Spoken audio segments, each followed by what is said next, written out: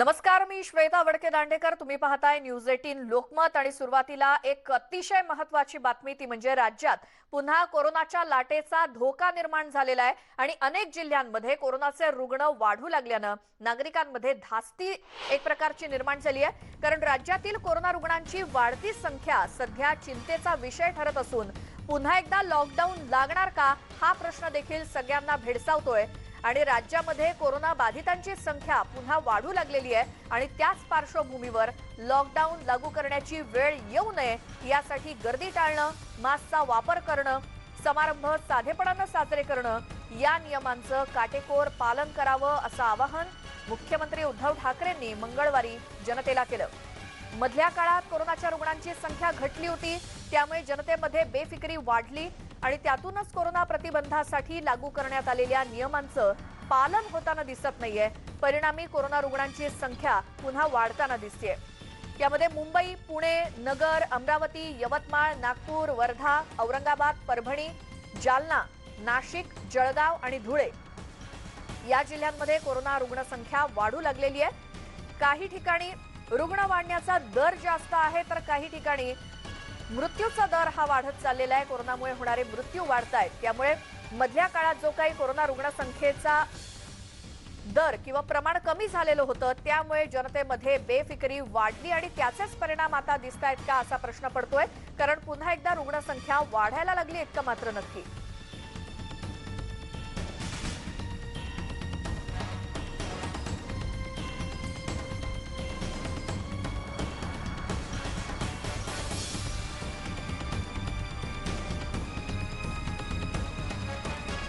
याच संदर्भात आपण अधिक माहिती घेऊयात. आमचे प्रतिनिधी वेगवेगळ्या ठिकाणी आपल्या सोबत असणार आहेत आणि त्या ठिकाणचा आढावा आपण घेणार आहोत. मुंबईतून प्रणाली कापसे आपल्या प्रतिनिधी असणार आहेत, नागपूरमधून तुषार कोहळे, मुंबईमधूनच स्वाती लोखंडे सुद्धा आणि खेड रत्नागिरीमधून चंद्रकांत बनकर आपले प्रतिनिधी आपल्या सोबत असणार आहेत. सुरुवातीला जाऊयात मुंबईमध्ये. स्वाती, मुंबईमध्ये गेल्या काही दिवसांची आकडेवारी नेमकं काय सांगतेय? खरं तर आपण फक्त फेब्रुवारीचा महिना बघितला, कारण जानेवारीपर्यंत साधारणतः जर बघितलं तर ऍक्टिव्ह रुग्णांची संख्या जी होती ती बऱ्यापैकी नियंत्रणात होती. पण फेब्रुवारीचा पहिला आणि दुसरा आठवडा जर बघितला आणि त्याच्यामध्ये जर काही वॉर्डची तुलना केली तर त्याच्यामध्ये सगळ्यात जास्त जी अधिकची वाढ झालेली आहे तो वॉर्ड म्हणजे ए वॉर्ड. आता ए वॉर्ड म्हणजे VIP वॉर्ड गणला जातो. आपण बघतो की मंत्रालयासारखे इमारती आहेत, अनेक प्रशासकीय अधिकाऱ्यांच्या इमारती आहेत आणि इथे जर सध्या जर कुठला जास्त रुग्णांची संख्या असेल तर नेव्हीमध्ये काम करणारे जे कदाचित अधिकारी आणि कर्मचारी आहेत त्यांची संख्या जास्त आहे. आणि या ए वॉर्ड बरोबरच दहिसर, चेंबूर, कांदिवली, मलबार हिल, ग्रँड रोडचा भाग आणि भांडूप हे असे 6 नवीन हॉटस्पॉट मुंबईत बघायला मिळतात की ज्यांची फेब्रुवारीच्या तुलनेमध्ये रुग्णवाढीची जी साधारणतः आकडेवारी आहे ती जवळपास 40 ते 50% आहे, इतकी जास्त आहे. म्हणजे आणि विशेषतः जर आपण बघितलं की जसा अंधेरी वेस्टचा भाग आहे तिकडे सगळ्यात जास्त म्हणजे साधारणतः 200च्या आसपास इमारती सील आहेत. तर त्याच्यानंतर अंधेरी ईस्ट आहे, दहिसर, बोरिवली या अशा अनेक भागांमध्ये जे इमारती सील करण्याचं प्रमाण आहे तेही बऱ्यापैकी जास्त आहे. साधारणतः 1929च्या आसपास इमारती पूर्ण मुंबईमध्ये सील आहेत. तर अनेकदा आपण बघतो की याच्या आधी इमारत म्हणजे पूर्ण सील केली जायची, पण आता मात्र गेल्या काही दिवसांमध्ये इमारतीच्या ज्या मजल्यावर रुग्ण सापडतो तो सील केला जातो आणि त्याच्यामुळे बाकीचे इतर सगळे लोक बेफिक्रीने राहतात. आता सध्या जर मुंबईतली परिस्थिती बघितली तर जर आपण दृश्यांवरनं लक्ष देऊया, जरा दृश्यांमध्ये मी दाखवू शकेन श्वेता की मुंबईकर अत्यंत बेफिकीर झालाय की काय अशी साधारणतः चित्र दिसावं सगळीकडे असंच बघायला मिळतंय. असे अनेक दृश्य जे आता पण आपण दाखवू शकू की याच्यामध्ये सरळ सरळ अनेक जण हे मास्क आपल्या हनुवटी खाली घालून चालत असतात आणि अनेक जण तर मास्क घालतच नाही. या दृश्यांमधनं पण आता जे लाईव्ह दृश्य मी दाखवले त्याच्यामध्ये पण आपण बघितलं की मास्क जे घालण्याचं जे प्रमाण आहे ते थेट हनुवटी खाली आलेलं आहे. त्यामुळे कुठे ना कुठेतरी मुंबईत जर कोरोनाचा आकडा वाढतोय तर त्याला मुंबईकर स्वतः जबाबदार आहे असं म्हणायला बिलकुल हरकत नाहीये. कारण या आधी तो घाबरत होता, या आधी त्याला भीती वाटत होती, पण ज्या क्षणी अनेक सेक्टर्स खुले झाले, अनेक वेगवेगळ्या ठिकाणी मुंबईकरांना एंट्री मिळायला लागली, मग ते ऑफिस असो किंवा बाकी मॉल्स असो, तर लोकांनी काळजी घेणं सोडलं. विशेषतः मुंबईमध्ये आणखी एक मोठं कारण प्रमाण जे आहे कोरोनाचे पेशंट वाढण्याचं, तर ट्रॅव्हल हिस्ट्री खरं तर गेल्या 11 महिने लोक कंटाळले आहेत आणि कुठेतरी छोटे हॉलिडेज करून येत आहेत किंवा मग लग्न समारंभ मोठ्या प्रमाणावर घडतायत. लग्न समारंभांची जी उपस्थिती आहे ती कमी जरी असली ते प्रत्यक्षात 500-500 लोक लग्न समारंभांना उपस्थिती दर्शवतात. आणि या लग्न समारंभामध्ये कारण 11 महिन्यांची सगळी हौस राहिलेली आहे श्वेता, ती भागवून घेताना कुठेतरी मुंबईकर विसरलेला आहे की आपण या महामारीच्या अजूनही काळात आहोत आणि जर स्वतःला आणि आपल्याबरोबर इतरांना वाचवायचं असेल तर काळजी घेणं गरजेचं आहे, पण ते प्रत्यक्षात घडताना बघायला मिळत नाहीये. बिलकुल श्वेता. स्वाती, खूप धन्यवाद दिलेल्या माहितीसाठी. हे मुंबईच्या काही भागातले अपडेट आपण घेतले आणि तिथे कोरोनाला आता गांभीर्यानं घेण्याचं प्रमाणच कमी झालंय आणि त्यामुळे रुग्णसंख्या वाढत चाललेली आणि त्याला कारणीभूत सुद्धा नागरिकच आहेत जे मास्क वापरण्यास टाळाटाळ करतायत. आता याच संदर्भात राज्याच्या आरोग्यमंत्र्यांनी एक महत्त्वाचं वक्तव्य केलं होतं, ते आपण आधी ऐकूयात. कारण लॉकडाऊन करण्यासारखी सध्या तरी परिस्थिती नाही असं दिलासादायक वक्तव्य आरोग्यमंत्री राजेश टोपेंनी केलं. काय म्हणाले ते ऐकूयात. ज्या ठिकाणी हे वाढतंय खूप त्या ठिकाणी या सगळ्या गोष्टी केल्या जातील, परंतु लॉकडाऊन हा अत्यंत लास्ट पर्याय राहील. याचा अर्थ आपण त्याच्यावर लक्ष ठेवून आहोत आणि जसं जसं गरज पडेल त्या पद्धतीनं आपण काळजी घेऊया. पण एक नक्की आहे की फार मोठी संख्या वाढली अशातला भाग नाही आहे. जरूर 400-500 वाढते, परत 200-300 कमी होते. त्यामुळे 2,500-3,000 हजाराच्या दरम्यान दररोजची संख्या वाढण्याचं प्रमाण मागच्या 1-2 महिन्यांपासून आहे आणि मला असं वाटतं की हा कर्व आता फ्लॅट झालेला आहे. पब्लिक गॅदरिंग्सला त्या स्थानिक अधिकाऱ्यांना सूचना देण्यात आलेल्या आहेत की तुम्ही पब्लिक गॅदरिंगला कंट्रोल करा. म्हणजे जे काही SOPs आहेत, समजा पब्लिक गॅदरिंगच्या, लग्नाच्या, या सगळ्या तंतोतंत पाळतात का नाही हे बघा. जर नाही पाळल्या तर त्यांच्यावर ॲक्शन्स घ्या. हा झाला पब्लिक अवेअरनेस आणि पब्लिक मॉनिटरिंगच्या संदर्भाने विषय.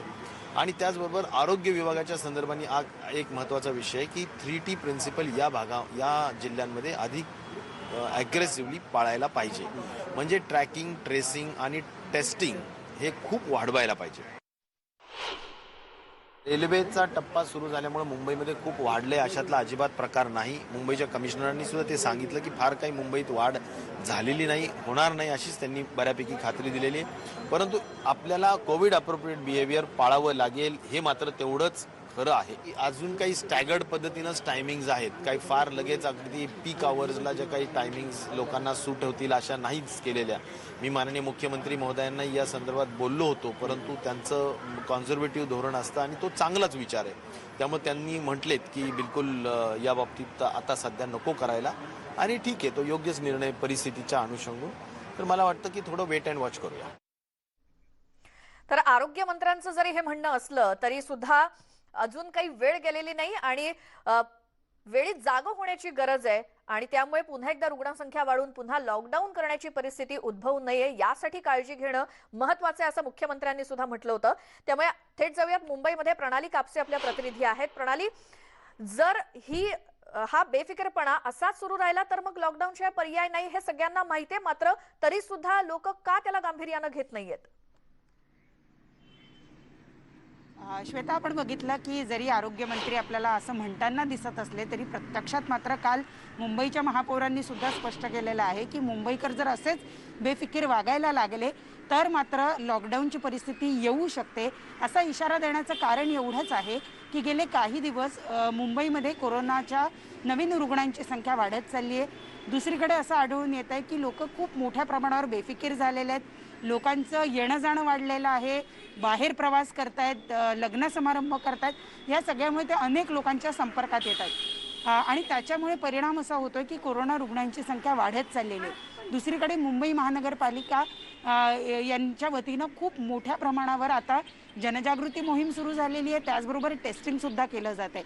म्हणजे एकीकडे जरी आरोग्यमंत्री दिलासादायक वक्तव्य करत असले तरी प्रत्यक्षात ग्राउंडवर परिस्थिती मात्र वेगळी आहे. कुठेतरी लोकांमध्ये जनजागृती व्हावी किंवा कोरोनाची भीती निर्माण व्हावी जेणेकरून लोक पुन्हा एकदा कोरोनाच्या संदर्भातले जे मार्गदर्शक तत्व आहे त्याची व्यवस्थित पालन करतील असा प्रयत्न महानगरपालिकेच्या वतीनं केला जातोय. आपल्याबरोबर संतोष धुरी आहेत जे वरळीचे विभाग अध्यक्ष आहेत मनसेचे. त्यांच्याकडे आपण याच्यासाठी जाणार आहोत कारण गेल्या वर्षी मार्च महिन्यात सगळ्यात आधी कोरोनाचे रुग्ण हे वरळी कोळीवाड्यात सापडलेले होते. सध्याची परिस्थिती वरळी कोळीवाड्यात काय आहे? लोकांच्या मनातून कोरोनाची भीती नाहीशी झालेली आहे का? नाही आता तुम्हाला बघत असाल तुम्ही की कोरोनाची भीती पूर्णपणे लोकांमधनं निघून गेल्यासारखी दिसते.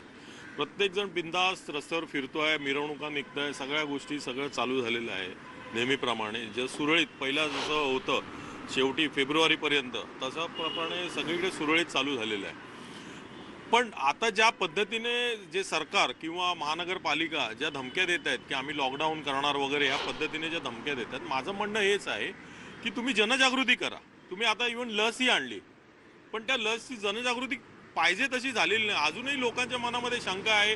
लोक जे लस घेत आहेत किंवा ज्यांना माहिती पण नाही आहे काय, ते म्हणतात अरे तो हात जड होतो, डोकं हे होतं, जड होतं, अंग दुखतं, ताप येतो, त्यामुळे घाबरत आहेत लोक, त्यांनी साईड इफेक्ट्स होत आहेत वगैरे, ह्या गोष्टी पण सांगतायत लोकांना. त्यामुळे लोक घाबरत आहेत. तर तीही जनजागृती केली पाहिजे.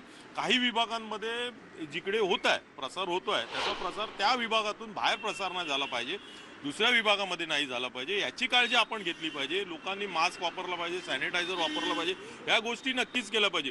पण तुम्ही ज्या वेळेला एकदा बोलता की तुम्ही रेल्वे चालू केली पाहिजे, लोकल चालू केली पाहिजे म्हणून, आणि नंतर परत बोलता की नाही लोकल आता आम्हाला बंद करायला, म्हणजे तुम्ही धमकी देताय परत.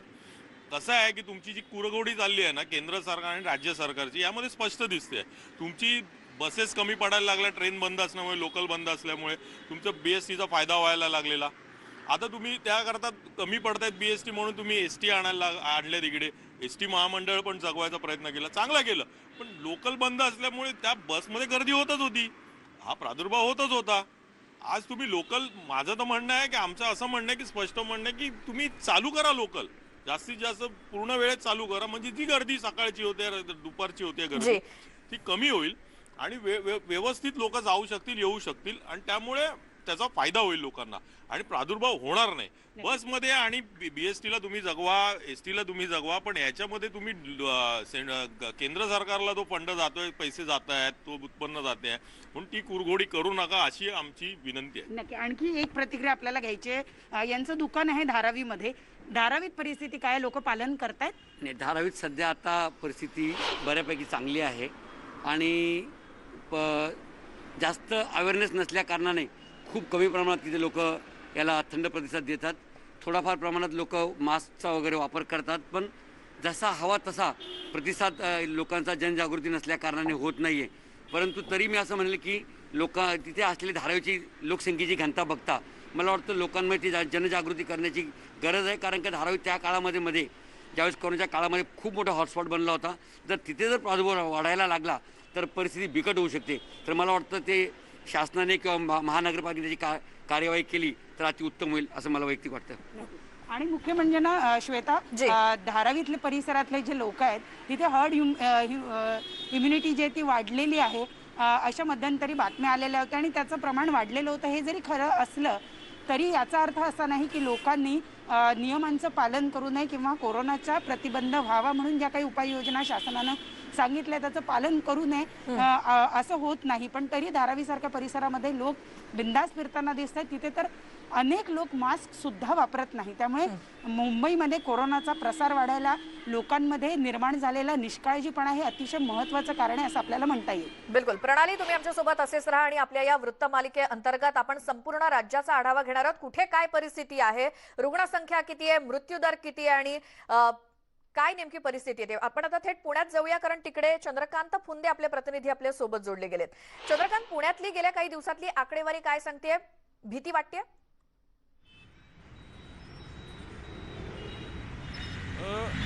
श्वेता, भीती नाही म्हणता येणार, कारण लोकांच्याच मनातली भीती संपलेली आहे कोरोनाची अशी मुद्दा तो आहे. पण आकडा वाढतोय. मी अगदी स्पष्ट ॲनालिसिस करायचं तर कोरोना पुण्यात पुन्हा एकदा डोकं वर काढतोय. याचं कारण असं आहे, आपल्याला माहिती आहे संक्रांत होऊन गेली. म्हणजे आकडेवारी जर बघितली ना, आकडेवारी बरोबर 1 फेब्रुवारीपर्यंत आकडा हा 140 पर्यंत खाली आला होता दैनंदिन रुग्णवाढीचा. तो आजच्या मितीला पुन्हा 350च्या वरती गेला.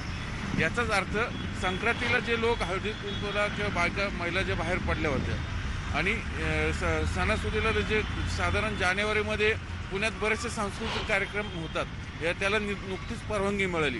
त्याचे कुठेतरी आता हे साईड इफेक्ट दिसतात का, किंवा पॉलिटिकल रॅली असतील.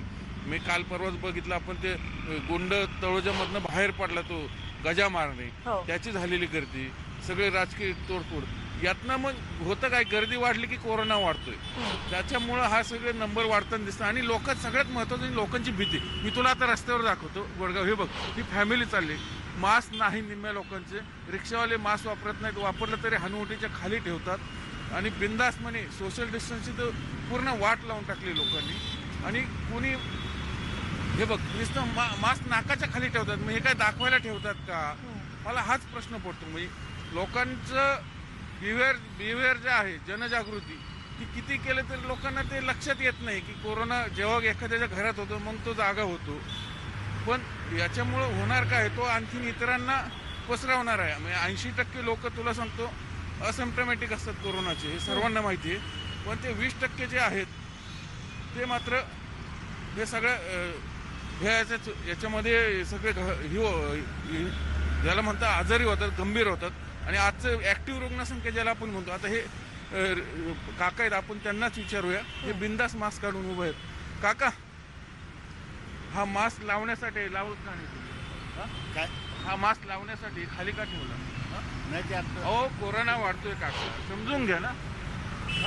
मी बघितलं स्वतः, आपण फक्त एक झलक दाखली. आता हे रिक्षावाले बिंदास गॉगल लावून चाललेत, हसतायत गंमत. म्हणजे यांना काय करायचं अशा लोकांना? म्हणजे बरोबर. अशी हे बघ, आता हे इकडे बसलेले आहेत. हे म्हणजे मी तुला फक्त प्रातिनिधिक उदाहरण, इकडे निवांत बसले, गळा लावून, एकाने रुमाल बांधला, एकाने मास्क नाही. म्हणजे का लोकांना कळत नाही, मला तेच कळत नाही. हा प्रॉब्लेम आहे. हो काका, मास्क का नाही वापरत तुम्ही? निवांत गप्पा मारत असते, कोरोना वाढतोय पुण्यात. हा बरोबर आहे. हा?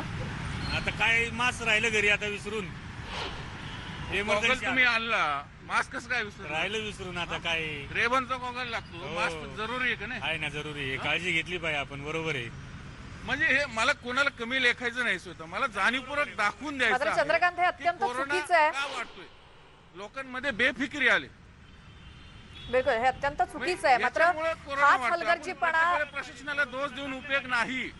हाच हलगर्जीपणा जर असाच राहिला तर पुन्हा लॉकडाऊन होऊ शकतो. हा धोका आहे, पुढे कोरोनाचा सुद्धा धोका वाढू शकतो. याची कल्पना त्यांना आहे का विचारा. एक मिनिट, मला सांगा, आता ठीक आहे, पण इथून पुढे तरी तुम्ही वापरणार की नाही? वापरणार ना, नक्कीच वापरणार. हो नक्की वापरणार. नक्की चांगल्यासाठी आणि आपल्या. फक्त तुम्ही वापरू नका, तुमच्या आजूबाजूचे लोक मास्क वापरत नाही त्यांनाही सांगा. त्यांनाही सांगणार ना. कारण पुण्यात तुम्हाला सांगतो तुमच्या माहितीसाठी, बरोबर. गेल्या 15 दिवसात कोरोनाची आकडेवारी दुप्पट झाली. हम्म. पॉझिटिव्हिटी रेट हा 10% वाढलाय. हम्म. आपण सप्टेंबर मध्ये बघितलं, दुसऱ्या रोज 50 लोक मरत होते, माहिती पुण्यात? माहिती, बरोबर आहे. हो, आजही रोज 5-6 लोक मरतात. मारतात. मग हे वाढलं तर जबाबदारी कोणाची? सामान्य नागरिक म्हणून आपली नाही का? आहे ना, बरोबर आहे. आपणच काळजी याची घेतली पाहिजे. बरोबर आहे. मग हे बघ, स्वतः आता त्यांनी मान्य केलेलं आहे. आणि ते स्वतः नाही तर त्यांच्या आजूबाजूच्या लोकांनाही मास्क वापरायला सांगणार आहे. आशा करूया अशाच सगळ्या पद्धतीने लोक हे सगळे काळजी घेतील आणि मास्क वापरतील. चंद्रकांत, मात्र हे आपण अत्यंत का करतोय? चुकीचं आहे. आपल्याला याची कोणाला जाणीव नाही- लोकांना झाली पाहिजे. लोक गॉगल वापरायला विसरत नाहीत, मात्र मास्क घरी विसरतात. ही अत्यंत म्हणजे या गोष्टीला क्षमाच नाही सध्याच्या परिस्थितीमध्ये पाहता.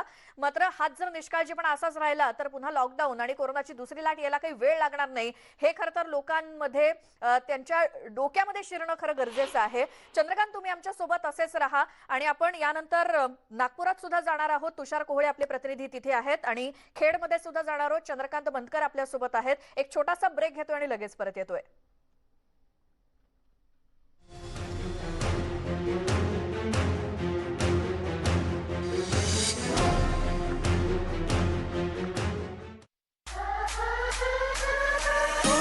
दहशत पसरवणाऱ्या गुंडाचा उतरवला माज. मुजोर गजा मारणेचा पोलिसांविरोधात कांगावा. न्यायवृत्तीमध्ये निर्दोष सोडलेला आहे आणि जर तुम्ही मला कसं म्हणता ग्रामीण गुन्हेगार आहे. न्यूज 18 लोकमतच्या बातमीचा दणका. त्याने नाही बोलवले तर कोण बोलवले? आपोआप कळतात काय लोकांना.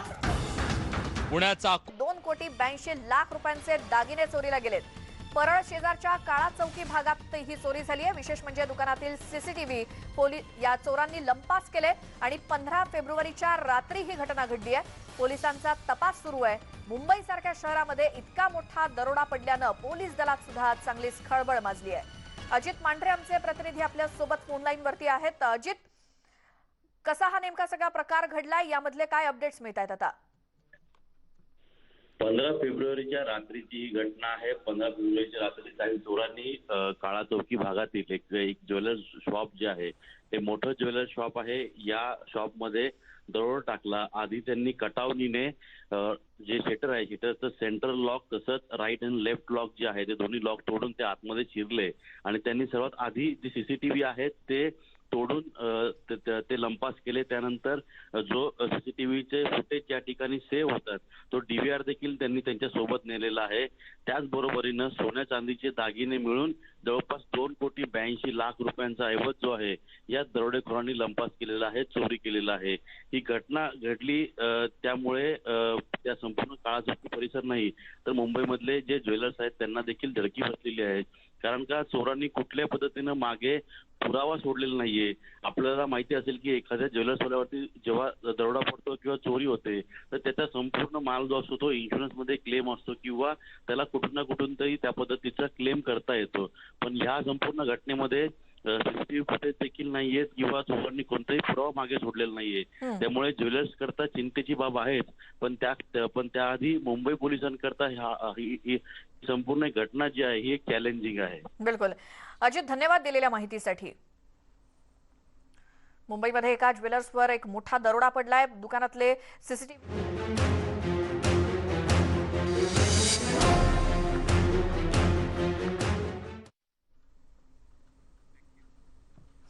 कोरोनाची लाट पुन्हा येऊ शकते का आणि त्यामुळे पुन्हा लॉकडाऊन होऊ शकतो का हा सध्या मोठा प्रश्न प्रत्येकाला पडलेला आहे. याच संदर्भात आपली आजची वृत्तमालिका आणि संपूर्ण राज्यामध्ये कोरोनाच्या पार्श्वभूमीवर काय परिस्थिती आहे याचा आढावा घेतोय. थेट जाऊयात नागपुरात. आमचे प्रतिनिधी तुषार कोहळे आपल्या सोबत आहेत. तुषार, नागपुरामध्ये गेल्या काही महिन्यांपूर्वी आपण पाहिलं तर बरेच भाग असे हॉटस्पॉट होते. तिकडची सध्याची परिस्थिती काय आणि आकडेवारी काय सांगते? श्वेता, जर का बघायचं झालं तर काल नागपूरमध्ये 535 कोरोनाचे पॉझिटिव्ह रुग्ण सापडलेले आहे आणि मागच्या 2.5 महिन्यानंतर नागपूरमध्ये परत एकदा 500चा आकडा कोरोनाने क्रॉस केलेला आहे. जर का बघायचं झालं तर डिसेंबरच्या पहिल्या आठवड्यामध्ये जो कोरोनाची संख्या होती जवळपास ही 500च्या घरामध्ये, आणि त्यानंतर ती खाली 100पर्यंत आली. मात्र मागच्या साधारण 10 दिवसापासून ज्या प्रकारे नागपूर सातत्याने कोरोनाच्या आकडेवारीमध्ये वाढ पाहायला मिळत आहे त्यामुळे कुठेतरी कोरोनाचा जो एक प्रकोप आहे तो नागपूरमध्ये परत एकदा पाहायला मिळत आहे. विशेष करून नागपूरमधला जो कोरोनाचा संक्रमण दर आहे तो अत्यंत धक्कादायक, कारण की काल एका दिवसामध्ये जवळपास 5,100 चाचण्या घेण्यात आलेल्या होत्या. त्यामध्ये जवळपास 535 म्हणजे साधारण 12% हा संक्रमण दर आहे. राज्याच्या संक्रमणा दरापेक्षा हा अधिक आहे. आणि महत्त्वाची गोष्ट की जेव्हा मागच्या आठवड्यामध्ये केंद्रीय पथक नागपूरमध्ये आलं होतं त्यांनी देखील या संपूर्ण परिस्थितीवर अत्यंत गंभीरपणे ताशेरे ओढलेले होते, कारण की इथे जो अभाव आहे, कारण की जे एक तत्व सांगितलं जातं किंवा जी एक प्रणाली सांगितली जाते की तुम्हाला कोरोनाचे जर रुग्ण आढळले तर त्याचं तुम्हाला ट्रेसिंग करायचं आहे, त्यांना ट्रॅकिंग करायचं आणि त्यांच्यावर ट्रीटमेंट करायचं आहे. इथे ट्रेसिंगचा पण अभाव आहे, ट्रॅकिंगचा पण अभाव आहे आणि जर का कोणी पॉझिटिव्ह आढळलं तर त्यांची ते स्वतः ट्रीटमेंट घेतात. त्यामुळे प्रशासनाकडनं ज्या काही खबरदारी घ्यायला पाहिजे त्या सर्व गोष्टीचा अभाव मध्यंतरी जेव्हा कोरोनाची संख्या कमी झाली त्या काळामध्ये पाहायला मिळाला आणि त्यामुळे आता नवीन हॉटस्पॉट नागपूर शहर होताना दिसतं. यामध्ये मग खामला परिसर असो, इंदोरा परिसर असो, गणेशपेठ परिसर असो, असे साधारण 9 असे हॉटस्पॉट नागपूर शहरामध्ये नव्याने तयार झालेले आहे. आणि महत्त्वाची गोष्ट की आणखी एक म्हणजे विदर्भामध्ये आणखी एक शहर आहे जिथे कोरोनाचा प्रकोप पाहायला मिळतो, ते म्हणजे अमरावती. अमरावतीमध्ये जर का तुम्ही संक्रमणाचा दर बघितला हा 28% आहे. मध्ये राज्यातला सर्वात जास्त संक्रमणाचा दर हा अमरावतीमध्ये. अमरावतीमध्ये देखील काल 485 कोरोनाचे रुग्ण सापडले. त्यामुळे विदर्भ हा सध्या तरी महाराष्ट्रामध्ये हॉटस्पॉट होत असल्याचं पाहायला मिळत आहे. आणि महत्त्वाची गोष्ट की प्रशासनाकडनं वेगवेगळ्या उपाययोजना केल्या जात आहे, मात्र नागरिकांमध्ये देखील तितकी गंभीरता पाहायला मिळत नाही. जर का तुम्ही नागपूर शहराचा विचार करायचा झाला तर नागपूर शहरामध्ये पहिल्या टप्प्यामध्ये जेव्हा ते कोरोनाच्या डोस देण्यात आले होते लसीचे, ते साधारण 52,500 होते.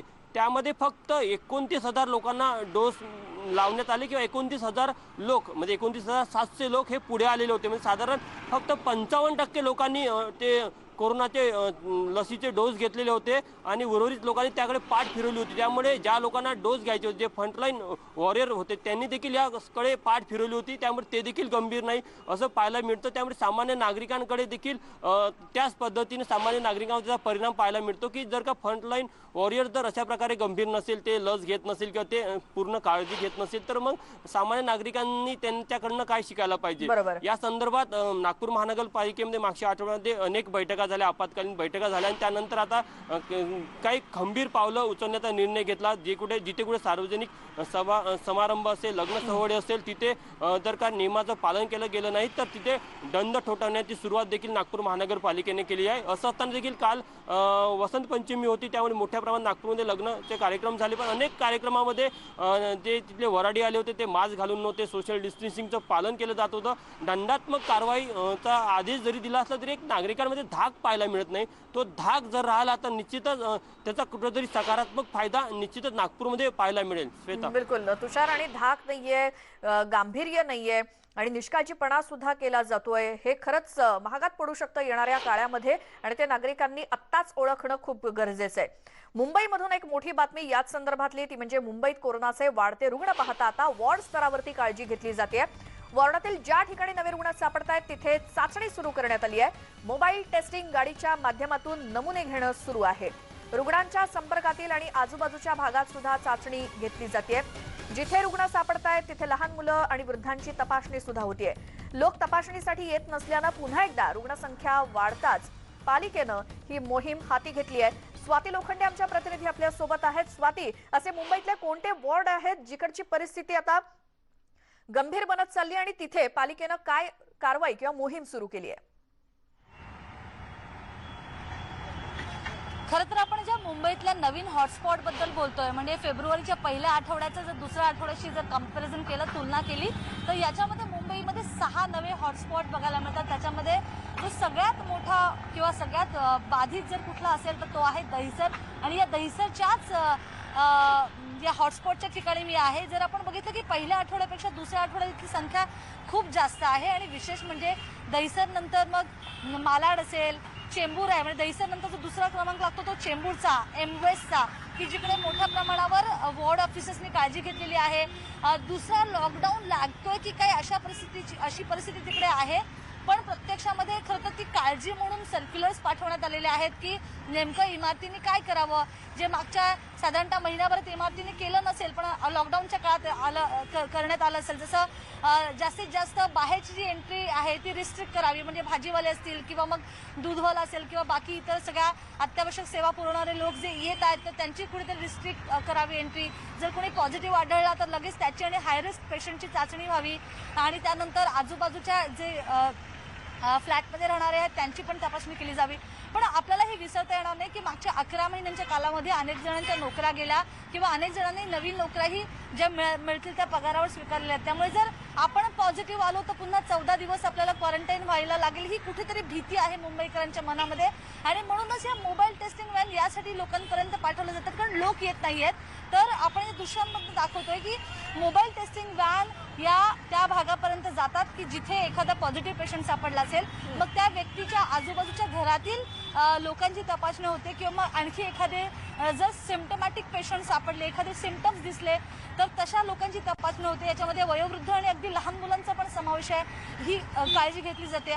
मुंबईमधला हा दहिसर जो भाग आहे, जर खरं तर मी तुम्हाला एकदा फक्त वाहनांची इथे गर्दी दाखवते ते यासाठी की लोकांना नेमकं कळावं. जे बघतायत आता की दहिसर असा जो भाग आहे जिकडे गुजरात राजस्थानवरून येणाऱ्या गाड्या आहेत जास्तीत जास्त. म्हणजे मुंबईची ही जी वेस आहे की गुजरात आणि राजस्थानवरून येणाऱ्या गाड्या इथूनच येत असतात. अनेक जण इथे उतरतात आणि त्यांची ट्रॅव्हल हिस्ट्री पाहता कुठेतरी काळजीचा भाग आहे हा की जे बाहेरगावून येणारे आहेत त्यांची तपासणी जी आहे, जसं आता केरळमध्ये येणाऱ्या लोकांची आतापर्यंत तपासणी होत नव्हती पण ती मात्र करण्यास पालिकेनं आता पुन्हा एकदा सुरुवात केलेली आहे. एकूण पालिकेनं कंबर कसलेली आहे पण त्याला जर साथ हवी असेल तर ती मुंबईकरांची आहे. आपल्याबरोबर इतरांचाही जीव याची काळजी घेणं आणि त्याचबरोबर समाजाचाही. कारण जर आपण बघितलं की एखादा जर पॉझिटिव्ह पेशंट सापडला, सिम्पटमॅटिक असेल, एसिम्पटमॅटिक असेल, पण त्यामुळे इतरांना बाधा होते हे विसरता येणार नाही. बरोबर श्वेता. स्वाती, खूप धन्यवाद तुम्ही दिलेल्या या माहितीसाठी. तर एकीकडे जी परिस्थिती निर्माण होते त्यानुसार मुंबई महानगरपालिकेकडून मोहीम तर राबवली जाते.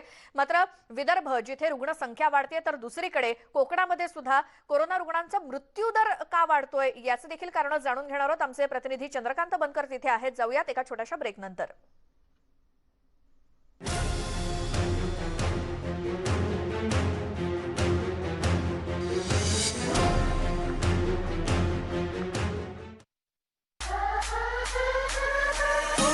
दहशत पसरवणाऱ्या गुंडाचा उतरवला माज. मुजोर गजा मारणेचा पोलिसांविरोधात कांगावा. न्यायमूर्तींनी मला त्यात निर्दोष सोडलेला आहे आणि जर तुम्ही मला कसं म्हणता की आम्ही गुन्हेगार आहे. न्यूज 18 लोकमतच्या बातमीचा दणका. त्याने नाही बोलावले तर कोण बोलावले आपोआप कळतात काय लोकांना. पुण्याचा कुख्यात गुंड पुन्हा गजाड. हा आपला शो सुरू असतानाच गजा मारणेला पोलिसांनी अटक केली. त्यांच्याकडे ग्रुप होता, मोठा मॉब होता आणि 25 गाड्या होती. तर त्या अनुषंगाने आपण आता कारवाई केलेली आहे. निर्भीड पत्र मध्ये आणि या वृत्तमालिकेअंतर्गत आपण कोरोनाचा वाढता धोका आणि राज्यातली परिस्थिती या संदर्भात जाणून घेतोय. थेट जाऊयात कोकणात खेडमधून आपले प्रतिनिधी चंद्रकांत बनकर आपल्या सोबत जोडले गेलेत. चंद्रकांत, इथे काय परिस्थिती आणि जे म्हटलं जाते की कोकणामध्ये मृत्यूदर जास्त आहे, त्याला कारण काय आहेत? जे असलेले पेशंट आहेत त्यांना नीट सुविधा मिळत आहेत का?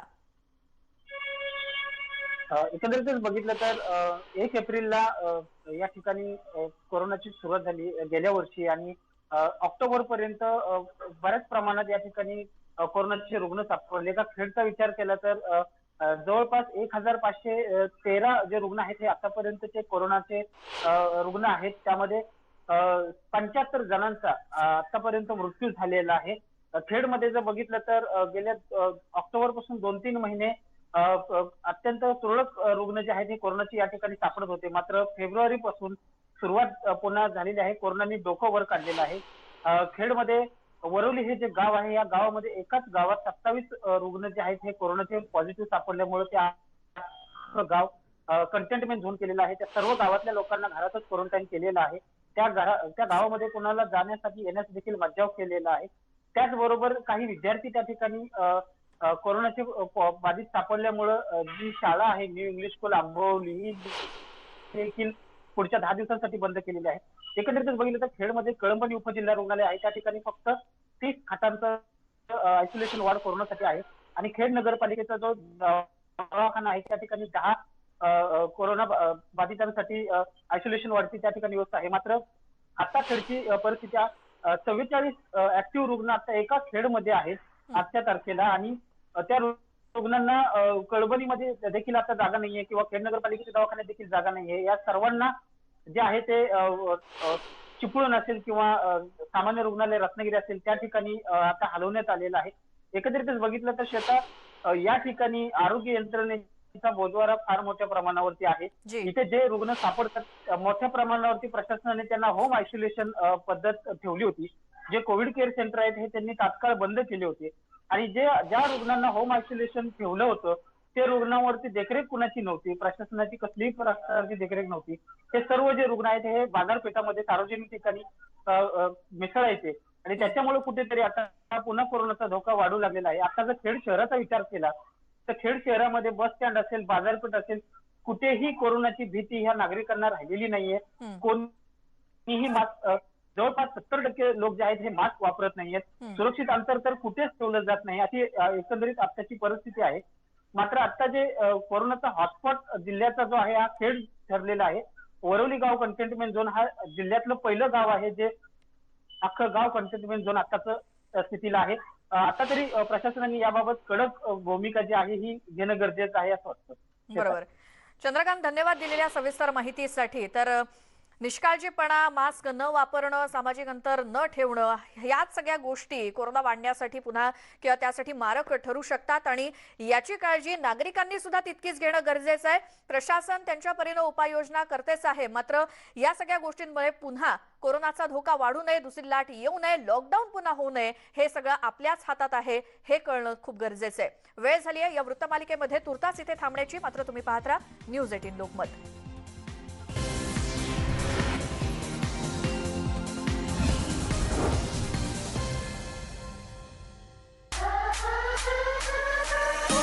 दहशत पसरवणाऱ्या गुंडाचा उतरवला माज. मुजोर गजा मारणेचा पोलिसांविरोधात कांगावा. न्यायमूर्तींनी मला त्यात निर्दोष सोडलेला आहे आणि जर तुम्ही मला कसं म्हणता की आम्ही गुन्हेगार आहे. न्यूज 18 लोकमतच्या बातमीचा दणका. त्याने नाही बोलावले तर कोण बोलावले आपोआप कळतात काय लोकांना. पुण्याचा कुख्यात गुंड पुन्हा गजाड. हा आपला शो सुरू असतानाच गजा मारणेला पोलिसांनी अटक केली. त्यांच्याकडे ग्रुप होता, मोठा मॉब होता आणि 25 गाड्या होती. तर त्या अनुषंगाने आपण आता कारवाई केलेली आहे. निर्भीड पत्रकारिता म्हणजेच न्यूज 18 लोकमत.